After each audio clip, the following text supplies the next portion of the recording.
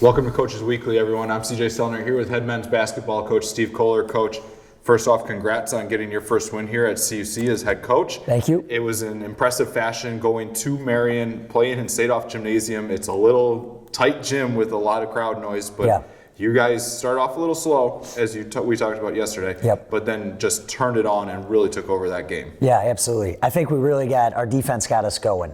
We were a little bit slow offensively, and then we started to kind of amp up the pressure, and our defense got our offense going. And then when we get going in transition is when we're pretty good. But in order to do that, you got to get stops. Two people we'll highlight right away, Jalen Meeks and Landon Gladney.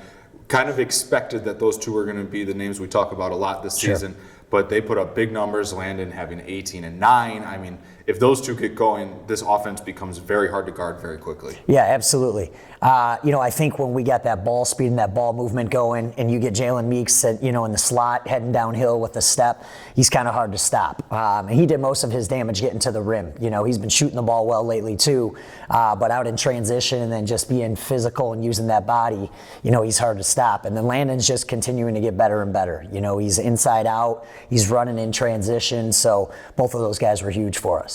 Zio Golding and Charlie Resnikoff also get going as well. I mean, when you're getting multiple guys in double digits, that's what this team kind of lacked last year, where it was one or two guys you see in double digits with high point totals, and then everything tapered off. Whereas the scoring was pretty balanced across the board. Yeah, I think we had 5 in double figures, if I'm not mistaken. Another one, Brent Hatton. I mean, he's the beneficiary of guys getting to the rims, and he's just stroking that 3. But yeah, Charlie and Zio coming off the bench right now just give you a huge spark. Zio, is coming off of not playing for a while, and he's just kind of getting into form right now. And you can just see him each day get a little bit more comfortable and confident and find his game. I think he had 4 assists in the first half.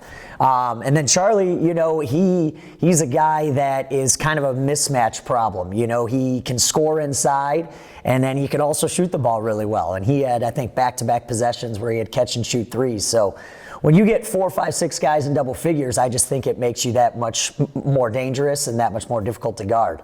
You talk about how this team's been very good in transition, multiple players you've already mentioned. How important is it for that team, your team's confidence? I mean, shooting 60% from the floor, that's a beneficiary, I think, of getting open threes because everybody's worried about your group getting to the hoop. Yeah, absolutely. Well, and a lot of those are coming from our defense. So whether it's getting steals or it's just getting stops, we're getting out in transition and we're trying to get teams in a rotation and get them on the run.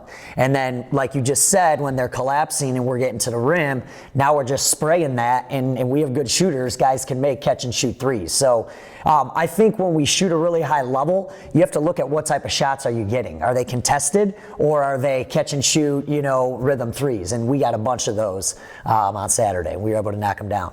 It's a fun week for coaching, trying to plan all this. Everybody's happy about the holiday, but it makes practice a little tough.